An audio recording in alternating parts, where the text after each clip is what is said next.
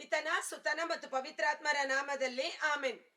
ದೇವರ ರಾಜ್ಯಕ್ಕಾಗಿ ನೀತಿಗಾಗಿ ತವಕ ಪಡೀರಿ, ನಿಮಗೆಲ್ಲ ದೊರಕುವುದು. ದೇವರ ರಾಜ್ಯಕ್ಕಾಗಿ ನೀತಿಗಾಗಿ ತವಕ ಪಡೀರಿ, ನಿಮಗೆಲ್ಲ ದೊರಕುವುದು.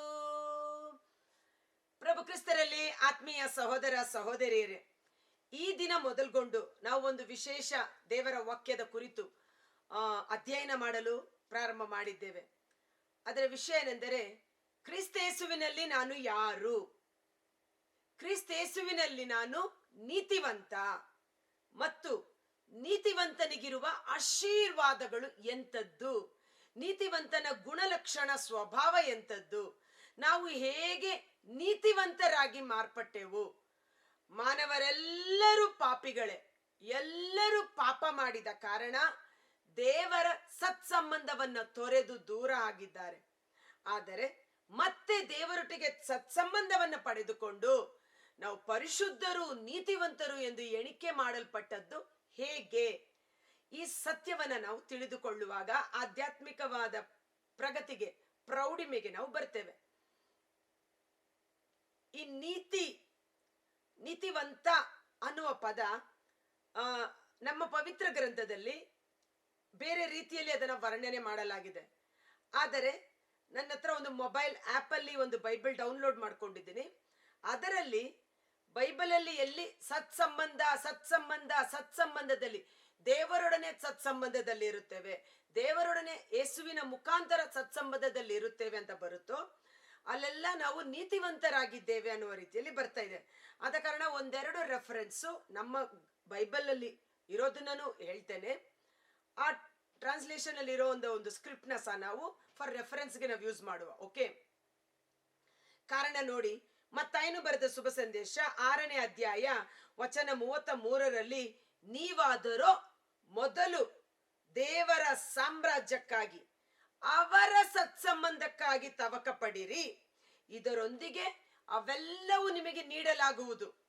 ನೀವಾದರೂ ಮೊದಲು ದೇವರ ಸಾಮ್ರಾಜ್ಯಕ್ಕಾಗಿ, ದೇವರೊಟ್ಟಿಗೆ ಸತ್ಸಂಬಂಧಕ್ಕಾಗಿ, ದೇವರಿಗೂ ನಮಗೂ ಇರುವ ರಿಲೇಶನ್ಶಿಪ್, ಸತ್ಸಂಬಂಧ ಒಳ್ಳೆಯದಾಗಿರ್ಬೇಕು, ಅವರ ಸತ್ಸಂಬಂಧಕ್ಕಾಗಿ ತವಕ ಪಡಿರಿ, ಉಳಿದಿದ್ದೆಲ್ಲ ನಿಮಗೆ ಕೊಡಲಾಗುವುದು ಅಂತ. ಆದ್ರೆ ಈಗ ನಾನೇನ ಹಾಡಾಡ್ದೆ? ದೇವರ ರಾಜ್ಯಕ್ಕಾಗಿ ನೀತಿಗಾಗಿ ತವಕ ಪಡೀರಿ. ಸೊ ದೇವರ ರಾಜ್ಯ, ದೇವರ ಸಾಮ್ರಾಜ್ಯ. ನೀತಿ ಎಂದರೆ ದೇವರೊಟ್ಟಿಗೆ ನಾವು ಸತ್ಸಂಬಂಧದಲ್ಲಿದ್ದೇವೆ ಎಂದು ಅರ್ಥ. ಸೊ ಸತ್ಸಂಬಂಧ ಅಂತ ಬರುವಾಗೆಲ್ಲ ನೀತಿವಂತರು, ನೀತಿ ಎಂದು ನಾವು ಎಣಿಕೆ ಮಾಡಿಕೊಳ್ಳಬಹುದು. ಆಗ ನಿನಗೆ ಎಲ್ಲವೂ ಸೇರಿಸಿ ಕೂಡಿಸಿಕೊಡಲಾಗುವುದು. ಯಾವಾಗ? ನೀನು ದೇವರೊಟ್ಟಿಗೆ ಸತ್ಸಂಬಂಧದಲ್ಲಿರುವಾಗ, ನೀನು ನೀತಿಯನ್ನ ಹುಡುಕಿ ನೀತಿಯನ್ನ ಪಡೆದುಕೊಂಡಾಗ, ದೇವರ ರಾಜ್ಯಕ್ಕಾಗಿ ದುಡಿಯುವಾಗ ಅವೆಲ್ಲವೂ ಸೇರಿಸಿ ಕೂಡಿಸಿಕೊಡಲಾಗುವುದು. ಇವತ್ತು ಏನು ತಿನ್ನುವುದು, ಏನು ಬಟ್ಟೆ ಹಾಕುವುದು, ಎಲ್ಲಿ ವಾಸ ಮಾಡುವುದು ಎಂದು ಇವುಗಳ ಕುರಿತು ನೀವು ಚಿಂತೆ ಪಡಬೇಡಿ, ಪೇಚಾಡಬೇಡಿ. ಪರಕೀಯರು ಅಂದರೆ ಅನಾಥರು, ತಂದೆ ತಾಯಿ ಇಲ್ಲದವರು, ಅವುಗಳಿಗಾಗಿ ಹೆಚ್ಚು ಚಿಂತೆ ಮಾಡ್ತಾರೆ, ಪರದಾಡುತ್ತಾರೆ. ಆದರೆ ನಿಮಗೆ ಇದೆಲ್ಲ ಅವಶ್ಯಕತೆ ಇದೆ. ಈ ಲೋಕದಲ್ಲಿ ನಮ್ಮ ಜೀವನಕ್ಕೆ ಬೇಕಾದ ಎಲ್ಲ ವಸ್ತುಗಳ ಅವಶ್ಯಕತೆ ಇದೆ ಎಂದು ನಮ್ಮ ಪರಲೋಕದ ತಂದೆಗೆ ಚೆನ್ನಾಗಿ ತಿಳಿದಿದೆ. ಅವರು ತಕ್ಕ ಸಮಯದಲ್ಲಿ ನಮಗೆ ಬೇಕಾದುದೆಲ್ಲವನ್ನು ನೀಡುತ್ತಾರೆ. ಆದರೆ ನಾವು ಮಾಡಬೇಕಾದ ಕೆಲಸ ದೇವರ ರಾಜ್ಯಕ್ಕಾಗಿ, ಅವರ ನೀತಿಗಾಗಿ ದುಡಿಯಬೇಕು, ಅವರ ಸತ್ಸಂಬಂಧದಲ್ಲಿ ನಾವು ನಿಲ್ಲಬೇಕು ಎಂಬುದಾಗಿ. ನಾವು ದೇವರ ನೀತಿಯನ್ನು ಆಶ್ರಯಿಸಿಕೊಂಡರೆ, ನಮ್ಮ ಸ್ವಂತ ನೀತಿಯಲ್ಲ, ಅದು ಮುಂದೆ ನಾನು ವಿವರಿಸ್ತೇನೆ, ಸ್ವಲ್ಪ ಕಷ್ಟ ಆಗ್ಬೋದು, ಆದ್ರೂ ಪವಿತ್ರಾತ್ಮರು ನಮಗೆ ಅರ್ಥ ಮಾಡಲಿ. ದೇವರ ನೀತಿಯನ್ನು ಆಶ್ರಯಿಸಿಕೊಂಡರೆ ನಮಗೆ ಎಲ್ಲ ಸೇರಿಸಿ ಕೂಡಿಸಿಕೊಡಲಾಗುತ್ತದೆ.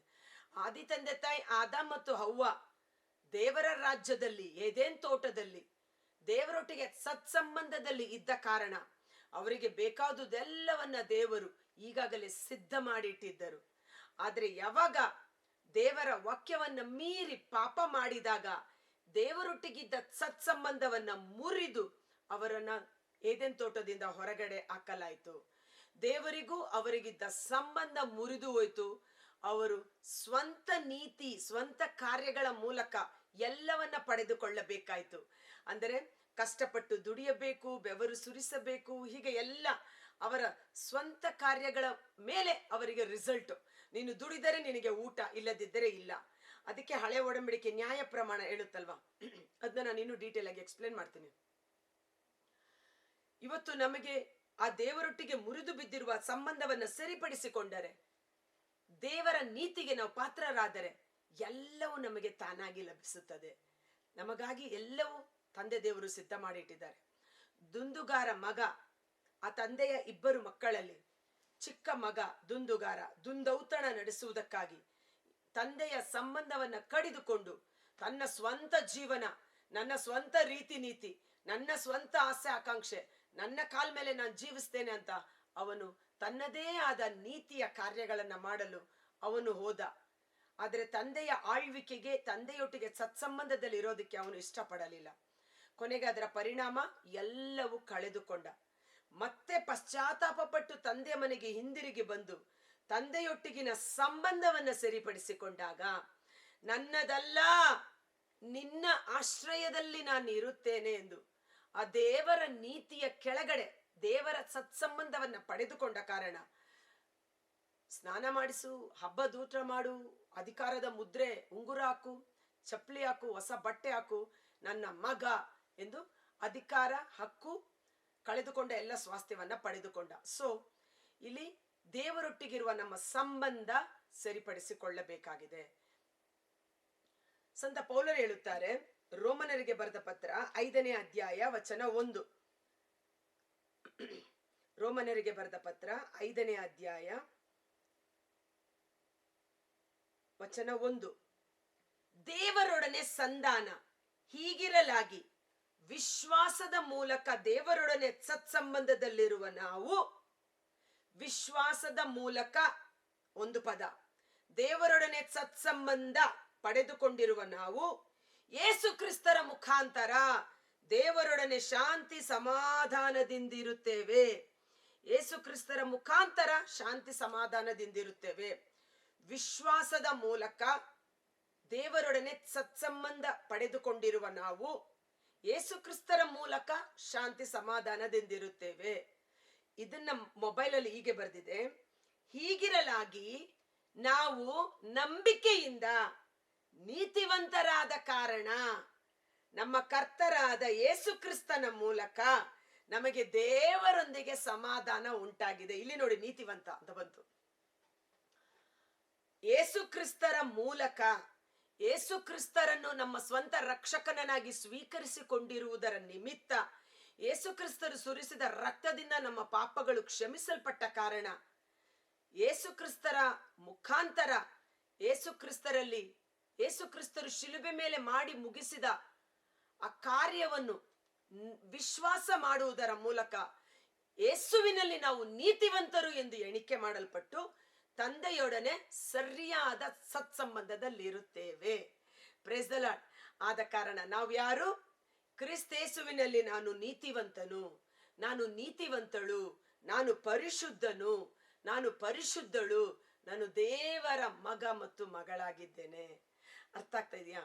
ಯಾಕಂದ್ರೆ ಮಾನವರೆಲ್ಲರೂ ಪಾಪಿಗಳೇ, ಎಲ್ಲರೂ ಪಾಪ ಮಾಡಿ ದೇವರ ಮಹಿಮೆಯನ್ನ ಕಳೆದುಕೊಂಡರು, ದೇವರ ಸತ್ಸಂಬಂಧವನ್ನ ಕಳೆದುಕೊಂಡರು, ಅವರ ಸ್ವಂತ ನೀತಿಯನ್ನ ಆಶ್ರಯಿಸಿ ಅವರು ಜೀವಿಸಲು ಪ್ರಾರಂಭ ಮಾಡಿದರು ಎಂದು ಅದನ್ನು ಸಂತ ಪೌಲ ಬಹಳ ಸುಂದರವಾಗಿ ವಿವರಿಸ್ತಾರೆ. ರೋಮನರಿಗೆ ಬರೆದ ಪತ್ರ 4ನೇ ಅಧ್ಯಾಯ ವಚನ 2. ಅಬ್ರಹಾಮನು ತನ್ನ ಸತ್ಕಾರ್ಯಗಳೊಡನೆ ದೇವರೊಡನೆ ಸತ್ಸಂಬಂಧ ಹೊಂದಿದ್ದರೆ ಆಗ ಹೊಗಳಿಕೊಳ್ಳುವುದಕ್ಕೆ ಆಸ್ಪದವಿರುತ್ತಿತ್ತು. ಆದರೆ ಅದು ದೇವರ ಸಾನ್ನಿಧ್ಯದಲ್ಲಿ ಅಲ್ಲ. ಅಬ್ರಹಾಮ ದೇವರಲ್ಲಿ ವಿಶ್ವಾಸವಿಟ್ಟನು, ಆತನು ತಮ್ಮ ಜೊತೆ ಸತ್ಸಂಬಂಧದಲ್ಲಿ ಇರುವುದಾಗಿ ದೇವರು ಪರಿಗಣಿಸಿದರು. ಅಬ್ರಹಾಮ ದೇವರ ಸ್ನೇಹಿತ ಎಂದು ಕರೆಯಲ್ಪಟ್ಟ, ಅಬ್ರಹಾಮ ವಿಶ್ವಾಸದ ಪಿತಾಮಹ ಎಂದು ಕರೆಯಲ್ಪಟ್ಟ, ಅಬ್ರಹಾಮ ನೀತಿವಂತ ಎಂದು ಕರೆಯಲ್ಪಟ್ಟ. ಇಲ್ಲಿ ದೇವರ ವಾಕ್ಯ ಹೇಳುತ್ತೆ, ಅಬ್ರಹಾಮ ತನ್ನ ಸ್ವಂತ ಸತ್ಕಾರ್ಯದಿಂದ ದೇವರೊಡನೆ ಸಂಬಂಧವನ್ನ ಬೆಳೆಸಿಕೊಳ್ಳಲಿಲ್ಲ, ಬದಲಿಗೆ ದೇವರ ವಾಕ್ಯದಲ್ಲಿ ವಿಶ್ವಾಸವಿಟ್ಟ ಕಾರಣ ಆ ನಂಬಿಕೆಯನ್ನು ದೇವರು ಸರಿಯಾದ ಸತ್ಸಂಬಂಧ ಎಂದು ಪರಿಗಣಿಸಿದರು. ದೇವರ ವಾಕ್ಯವನ್ನ ನಂಬಿ ಅಬ್ರಹಾಮ ನಡೆದ ಕಾರಣ ಅವನು ನೀತಿವಂತ ಎಂದು ಎಣಿಕೆ ಮಾಡಲ್ಪಟ್ಟ. ಕಷ್ಟ ಆಗ್ತಿದೆಯಲ್ಲ ಸ್ವಲ್ಪ ಅರ್ಥ ಮಾಡ್ಕೊಳ್ಳಕ್ಕೆ, ಇರ್ಲಿ.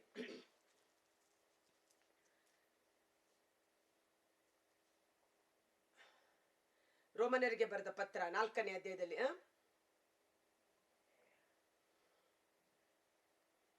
ಯೇಸುವೆ ಸ್ತೋತ್ರ. ಒಂದ್ ನಿಮಿಷ, ಇದರಲ್ಲಿ ಆ ನೀತಿವಂತ ಅನ್ನೋ ಪದ ಬಹಳ ಪಂಚಿಂಗ್ ಆಗಿ ಸಿಗುತ್ತೆ ನಮಗೆ. ಆದ ಕಾರಣ ಇದನ್ನ ನಾನು ಓದ್ತಾ ಇದ್ದೀನಿ. ಅಬ್ರಹಾಮನು ಕ್ರಿಯೆಗಳಿಂದಲೇ ನೀತಿವಂತನಾದ ಪಕ್ಷದಲ್ಲಿ ಹೊಗಳಿಕೊಳ್ಳುವುದಕ್ಕೆ ಅವನಿಗೆ ಆಸ್ಪದವಿರುವುದು, ಆದರೆ ದೇವರ ಮುಂದೆ ಅವನ ಸತ್ಕಾರ್ಯಗಳು ದೇವರನ್ನ ಮೆಚ್ಚಿಸಲು ಸಾಧ್ಯವಿಲ್ಲ. ಹಾಗಾದರೆ ಬರಹ ಹೇಳುವುದೇನು? ಅಬ್ರಹಾಮ ದೇವರನ್ನು ನಂಬಿದನು, ಆ ನಂಬಿಕೆ ಅವನ ಲೆಕ್ಕಕ್ಕೆ ನೀತಿ ಎಂದು ಎಣಿಸಲ್ಪಟ್ಟಿತು. Praise the lord. ಅಬ್ರಹಾಮ ದೇವರ ವಾಕ್ಯವನ್ನ, ದೇವರನ್ನ ನಂಬಿದನು, ಆ ನಂಬಿಕೆ ದೇವರ ಲೆಕ್ಕಕ್ಕೆ ಇದು ನೀತಿ, ಇವನು ನೀತಿವಂತ ಎಂದು ಎಣಿಕೆ ಮಾಡಲ್ಪಟ್ಟ. ಇನ್ನು ಮುಂದಿನ ವಚನ ತುಂಬಾ ಚೆನ್ನಾಗಿದೆ. ರೋಮ 4:4. ಕೆಲಸ ಮಾಡಿದವನಿಗೆ ಬರುವ ಸಂಬಳ ಕೃಪೆಯಿಂದ ದೊರಕುವಂತದ್ದೆಂದು ಎಣಿಕೆಯಾಗುವುದಿಲ್ಲ. ಈಗ ಕಷ್ಟಪಟ್ಟು ಕೆಲಸ ಮಾಡಿದವನಿಗೆ ಒಂದು ಸಂಬಳ ದೊರಕಿದರೆ ಅದೇನು ದೊಡ್ಡ ವಿಷಯ ಅಲ್ಲ. ನಾನು ಕೆಲಸ ಮಾಡಿ ಕಷ್ಟಪಟ್ಟೆ, ನನಗೆ ಸಂಬಳ ಕೊಟ್ರು ಅಂತ. ಆದರೆ ಯಾವ ಕೆಲಸವೂ ಮಾಡದೆ ನಮಗಾಗಿ ಮತ್ತೊಬ್ಬ ಕೆಲಸ ಮಾಡಿದಾಗ ಅದನ್ನ ಎಣಿಕೆ ಮಾಡಿಕೊಂಡು ನಮಗೆ ಸಂಬಳ ಕೊಟ್ಟಾಗ ಕೆಲಸವೇ ಮಾಡದೇ ಇದ್ದ ನಮಗೆ ಎಷ್ಟು ಸಂತೋಷವಾಗುತ್ತದಲ್ಲವೇ? ನಮ್ಮ ಪಾಪಗಳು, ನಮ್ಮ ಶಾಪಗಳು, ನಮ್ಮ ಶಿಕ್ಷೆ ಎಲ್ಲವನ್ನ ಪ್ರಭು ಯೇಸು ನಮಗಾಗಿ ಶಿಲುಬೆ ಮೇಲೆ ಸಹಿಸಿಕೊಂಡ ಕಾರಣ ಇವತ್ತು ಯೇಸುವನ್ನ ರಕ್ಷಕನಾಗಿ ನಂಬುವುದರ ಮೂಲಕ, ನಂಬಿಕೆಯ ಮೂಲಕ ನಾವು ನೀತಿವಂತರು ಎಂದು ಎಣಿಕೆ ಮಾಡಲ್ಪಟ್ಟು ದೇವರೊಟ್ಟಿಗೆ ಸರಿಯಾದ ಸತ್ಸಂಬಂಧವನ್ನ ಪಡೆದುಕೊಳ್ಳುತ್ತೇವೆ. ನೀನು ದೇವರೊಟ್ಟಿಗೆ ಸತ್ಸಂಬಂಧದಲ್ಲಿರುವಾಗ, ನೀನು ದೇವರ ನೀತಿಯನ್ನು ಆಶ್ರಯಿಸಿಕೊಳ್ಳುವಾಗ ನಿನಗೆ ಎಲ್ಲವೂ ಸೇರಿಸಿ ಕೂಡಿಸಿ ಕೊಡಲಾಗುವುದು. ಇದೇ ನನ್ನ ಪಾಯಿಂಟ್, ಹೇಳ್ಬೇಕಾಗಿರೋ ವ್ಯೂ ಆಫ್ ಪಾಯಿಂಟ್. ಅರ್ಥ ಆಗ್ತಿದೆಲ್ವಾ? ಆದ ಕಾರಣ ನಮ್ಮ ಸ್ವಂತ ಸತ್ಕಾರ್ಯಗಳಿಂದಲ್ಲ, ದೇವರು ಯಾವನನ್ನು ಕ್ರಿಯೆಗಳಿಲ್ಲದೆ ನೀತಿವಂತನೆಂದು ಎಣಿಸುತ್ತಾನೋ ಅವನು ಧನ್ಯನು. ಅದಕ್ಕಾಗಿ ರೋಮ 4:7 ಯಾರ ಅಪರಾಧಗಳು ಪರಿಹರಿಸಲ್ಪಟ್ಟಿದೆಯೋ, ಯಾರ ಪಾಪಗಳು ಕ್ಷಮಿಸಲ್ಪಟ್ಟಿದೆಯೋ ಅವರು ಭಾಗ್ಯವಂತರು. ಯಾರ ಪಾಪವನ್ನು ಸರ್ವೇಶ್ವರ ಲೆಕ್ಕಕ್ಕೆ ತೆಗೆದುಕೊಳ್ಳಲಿಲ್ಲವೋ ಅವರು ಧನ್ಯರು. ಇವತ್ತು ಘೋರ ಪಾಪಿಗಳಾದ ನಾವು ಯೇಸು ಎಂಬ ನಮ್ಮ ಜ್ಯೇಷ್ಠ ಸಹೋದರ, ಯೇಸು ಎಂಬ ರಕ್ಷಕನ ಆತ ಶಿಲುಬೆ ಮೇಲೆ ಮಾಡಿ ಮುಗಿಸಿದ ಕಾರ್ಯಗಳನ್ನು ನಂಬುವುದರ ಮೂಲಕ ದೇವರೊಟ್ಟಿಗೆ ಸರಿಯಾದ ಸತ್ಸಂಬಂಧವನ್ನು ಪಡೆದುಕೊಂಡು ಯೇಸುವಿನಲ್ಲಿ ನಾವು ನೀತಿವಂತರಾಗಿ ಎಣಿಕೆ ಮಾಡಲ್ಪಡುತ್ತೇವೆ. Praise the lord. ಹಾಲೆಲೂಯ. ನಮ್ಮ ಸ್ವಂತ ಸತ್ಕಾರ್ಯಗಳು, ನಮ್ಮ ಸ್ವಂತ ಸಂಪಾದನೆ ನಮಗೆ ಈ ಹಕ್ಕನ್ನ, ದೇವರೊಟ್ಟಿಗೆ ಸತ್ಸಂಬಂಧವನ್ನ ತಂದು ಕೊಡುವುದಿಲ್ಲ. ಅದಕ್ಕಾಗಿ ಸಂತ ಪೌಲ ಬಹಳ ಅದ್ಭುತಕರವಾಗಿ ಹೇಳ್ತಾರೆ. ಫಿಲಿಪಿಯರಿಗೆ ಬರೆದ ಪತ್ರ 3ನೇ ಅಧ್ಯಾಯ ವಚನ, ಎಲ್ಲವನ್ನ ನಷ್ಟ ಅಂತ ಹೇಳ್ತಾರಲ್ವಾ, 9. ಧರ್ಮಶಾಸ್ತ್ರದ ಪಾಲನೆಯಿಂದ ದೊರಕುವ ನನ್ನದೇ ಎಂದು ಹೇಳಿಕೊಳ್ಳಬಹುದಾದ ಸತ್ಸಂಬಂಧ ಯಾವುದು ನನಗಿಲ್ಲ. ಈ ಧರ್ಮಶಾಸ್ತ್ರ, ಹಳೆಯ ಒಡಂಬಡಿಕೆ ಪಾಲನೆ ಮಾಡೋದ್ರ ಮೂಲಕ ನಾನು ದೇವರೊಟ್ಟಿಗೆ ನೀತಿವಂತನಾಗಿದ್ದೇನೆ, ಸರಿಯಾದ ಸಂಬಂಧ ಅಂತ ನನಗೆ ಇಲ್ಲ. ಕಾರಣ, ಹಳೆಯ ಒಡಂಬಡಿಕೆಯ ಆಜ್ಞೆಗಳನ್ನು ಪರಿಪಾಲನೆ ಮಾಡಲು ಸಾಧ್ಯವಾಗದೆ ಹೋಯಿತು. ಮನುಷ್ಯನಿಂದ ಅದು ಸಾಧ್ಯವಾಗದೆ ಹೋಯಿತು. 10 ಆಜ್ಞೆಗಳಲ್ಲಿ 9 ಆಜ್ಞೆಗಳನ್ನು ನಾವು ಅನುಸರಿಸಿ ನಡೆದರು, ಒಂದು ಆಜ್ಞೆಯನ್ನು ಮೀರಿ ನಾವು ಪಾಪ ಮಾಡಿದರೆ ನಾವು ಪಾಪಿಗಳೇ, ದೇವರ ಸತ್ಸಂಬಂಧದಿಂದ ದೂರವಾಗುತ್ತೇವೆ. ಬದಲಿಗೆ ಆಜ್ಞೆಗಳ ಪಾಲನೆ ನಮ್ಮಿಂದ ಸಾಧ್ಯವಾಗದೇ ಇರುವಾಗ ರಕ್ಷಕನ ಕಾರ್ಯವನ್ನ ನಂಬಿದರೆ ನಾವು ನೀತಿವಂತರೆಂದು ಎಣಿಕೆ ಮಾಡಲ್ಪಡುತ್ತೇವೆ. ನೋಡಿ, ಚೆನ್ನಾಗಿದೆ. ಧರ್ಮಶಾಸ್ತ್ರದ ಪಾಲನೆಯಿಂದ ದೊರಕುವ ನನ್ನದೇ ಎಂದು ಹೇಳಿಕೊಳ್ಳುವ ಸತ್ಸಂಬಂಧ ಯಾವುದು ನನಗಿಲ್ಲ. ಪ್ರತಿಯಾಗಿ ನಾನು ಕ್ರಿಸ್ತ ಯೇಸುವಿನಲ್ಲಿಟ್ಟಿರುವ ವಿಶ್ವಾಸದ ಪ್ರಯುಕ್ತ, ಯೇಸುವನ್ನ ನಾನು ನಂಬಿರುವ ಪ್ರಯುಕ್ತ ದೇವರೊಂದಿಗೆ ಸರಿಯಾದ ಸಂಬಂಧವನ್ನು ಹೊಂದಿದ್ದೇನೆ. ಈ ಸಂಬಂಧ ದೇವರು ನನಗೆ ದಯಪಾಲಿಸಿರುವ ಅನುಗ್ರಹ, ನನ್ನ ವಿಶ್ವಾಸದ ಆಧಾರದ ಮೇಲೆ ಅವರೇ ನೀಡಿರುವ ಕೃಪಾವರವಾಗಿದೆ. ಹಾಲೆಲೂಯ. ಅವರೇ ನೀಡಿರುವ ಕೃಪಾವರವಾಗಿದೆ. ಮೊಬೈಲಲ್ಲಿ ನೋಡಿ ಹೀಗಿದೆ, ಇದು ಒಂದ್ ಸ್ವಲ್ಪ ಲೆಟರ್ಸ್ ಮೀನಿಂಗ್ ಚೆನ್ನಾಗಿ ಸಿಗುತ್ತೆ ನನಗೆ. ನಾನು ಕ್ರಿಸ್ತನಲ್ಲಿರುವವನಾಗಿ ಕಾಣಿಸಿಕೊಳ್ಳಬೇಕೆಂದು ನ್ಯಾಯ ಪ್ರಮಾಣದಿಂದಾಗುವ ಸ್ವನೀತಿಯನ್ನು ಆಶ್ರಯಿಸದೆ ಆತನನ್ನು ನಂಬುವುದರಿಂದ ದೊರಕುವ ನಂಬಿಕೆಯ ಆಧಾರದಿಂದ ದೇವರು ಕೊಡುವ ನೀತಿಯನ್ನು ಹೊಂದಿದ್ದೇನೆ ಎಂಬುದಾಗಿ. ಆದ ಕಾರಣ ಇವತ್ತು ದೇವರ ರಾಜ್ಯಕ್ಕಾಗಿ ಅವರ ನೀತಿಗಾಗಿ ತವಕ ಪಡಿರಿ, ಉಳಿದಿದ್ದೆಲ್ಲವೂ ನಿಮಗೆ ಸೇರಿಸಿ ಕೂಡಿಸಿ ಕೊಡಲಾಗುವುದು. ನೀತಿ ಅಂದರೇನು? ಧರ್ಮಶಾಸ್ತ್ರದ ಪ್ರಮಾಣಗಳನ್ನ ಅನುಸರಣೆ ಮಾಡಿ ನಮ್ಮಿಂದ ಸಾಧ್ಯವಾಗಲಿಲ್ಲ. ಧರ್ಮಶಾಸ್ತ್ರದ ವಿಧಿ ನಿಯಮಗಳನ್ನ ಆಧಾರವಾಗಿಟ್ಟುಕೊಳ್ಳುವವನು ಅದರ ಮೂಲಕವೇ ತೀರ್ಪಿಗೆ ಗುರಿಯಾಗುತ್ತಾನೆ. ಕೊಲೆ ಮಾಡಬೇಡ, ಕೊಲೆ ಮಾಡುವವನು ಮರಣದಂಡನೆಗೆ ಗುರಿಯಾಗುತ್ತಾನೆ ಅಂದ. ಆದ್ದರಿಂದ ಧರ್ಮಶಾಸ್ತ್ರವನ್ನ ಪಾಲನೆ ಮಾಡಲು ಸಾಧ್ಯವಾಗದೇ ಇದ್ದಾಗ ಆ ಧರ್ಮಶಾಸ್ತ್ರದ ನಿಯಮಗಳನ್ನು ಮೀರಿ ಮಾಡಿದ ಪಾಪಗಳನ್ನು ಸಹ ಕ್ಷಮಿಸಿ, ನಮ್ಮ ಸತ್ಕಾರ್ಯದಿಂದಲ್ಲ, ಯೇಸುವಿನ ಶಿಲುಬೆಯ ಕಾರ್ಯದಿಂದ ನಾವು ನೀತಿವಂತರು, ಪರಿಶುದ್ಧರು ಎಂದು ಎಣಿಕೆ ಮಾಡಲ್ಪಟ್ಟಿದ್ದೇವೆ. ಆ ನೀತಿಯನ್ನು ನಾವು ಆಶ್ರಯಿಸಿಕೊಳ್ಳುವಾಗ ಯೇಸು ಕ್ರಿಸ್ತರ ಮೂಲಕ ಸಕಲ ವರಪ್ರಸಾದಗಳು ನಮಗೆ ಅನುಗ್ರಹಿಸಲ್ಪಡುತ್ತದೆ. ನಾಳೆಯಿಂದ ಈ ನೀತಿವಂತನ ಸ್ವಭಾವ ಏನು, ನೀತಿವಂತನಿಗೆ ಬೈಬಲಲ್ಲಿ ಬರೆದಿರುವ ಆಶೀರ್ವಾದಗಳು ಎಂಥದ್ದು ಎಂದು ನಾವು ಅರಿತುಕೊಂಡು ಅದರ ಒಂದು ಆಶೀರ್ವಾದವನ್ನು ಹೊಂದಿಕೊಳ್ಳೋಣ. ಕರ್ತನಾದ ಯೇಸುವೇ, ಮುಂಜಾನೆ ಜೀವಸ್ವರವನ್ನು ಆಲಿಸುತ್ತಿರುವ ಪ್ರತಿಯೊಬ್ಬ ಸಹೋದರ ಸಹೋದರಿಯವರ ಕುಟುಂಬಗಳು ನಿಮ್ಮ ಕರಗಳಿಗೆ ಸಮರ್ಪಿಸುತ್ತೇನೆ. ಎಫೆಸದವರಿಗೆ ಬರೆದ ಪತ್ರ 5ನೇ ಅಧ್ಯಾಯ ವಚನ 11ರಲ್ಲಿ ನೀವಿನ್ನೂ ಹಾಲು ಕುಡಿಯುವ ಕೂಸುಗಳಾಗಿರದೆ ಆಧ್ಯಾತ್ಮಿಕ ಬೆಳವಣಿಗೆಯನ್ನು, ಪ್ರೌಢಿಮೆಯನ್ನು ಹೊಂದಿಕೊಳ್ಳಬೇಕೆಂಬುದೇ ನನ್ನ ಬಯಕೆ. ಈಗಾಗಲೇ ನೀವು ಅನೇಕರಿಗೆ ದೇವರ ವಾಕ್ಯ ಬೋಧನೆ ಮಾಡುವ ಹಂತದಲ್ಲಿ ಬರಬೇಕಾಗಿತ್ತು.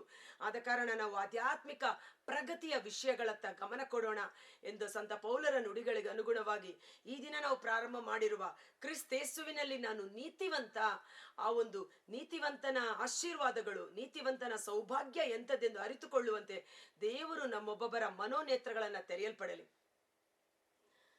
ದೇವರ ರಾಜ್ಯವನ್ನು, ಅವರ ನೀತಿಯನ್ನು ಹುಡುಕಿರಿ, ಉಳಿದಿದ್ದೆಲ್ಲವೂ ನಿಮಗೆ ಸೇರಿಸಿ ಕೂಡಿಸಿ ಕೊಡಲಾಗುವುದೆಂಬ ವಾಕ್ಯದಂತೆ ನನ್ನ ನೀತಿಯಿಂದಲ್ಲ, ನನ್ನ ಸತ್ಕಾರ್ಯದಿಂದಲ್ಲ, ಶಿಲುಬೆ ಮೇಲೆ ಪಾಪ ಪರಿಹಾರದ ಬಲಿಯನ್ನು ನನಗಾಗಿ ಮಾಡಿ ಮುಗಿಸಿದ ನನ್ನ ಯೇಸು ನನ್ನ ರಕ್ಷಕ, ಅವರನ್ನು ವಿಶ್ವಾಸಿಸುವುದರ ಮೂಲಕ ನಾನು ದೇವರೊಟ್ಟಿಗೆ ಸರಿಯಾದ ಸತ್ಸಂಬಂಧವನ್ನು ಪಡೆದುಕೊಂಡಿದ್ದೇನೆ.